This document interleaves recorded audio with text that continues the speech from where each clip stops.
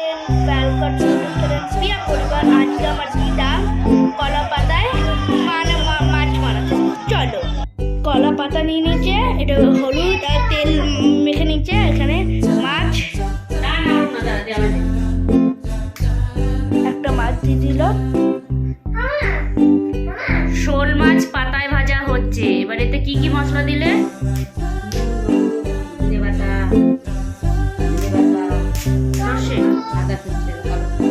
সাদা সর্ষে, কালো সর্ষে, ধনে, জিরে, নুন, হলুদ, লঙ্কার গুঁড়ো, সর্ষের তেল দিয়ে মেখে এখন পাতার মধ্যে সাজিয়ে দেওয়া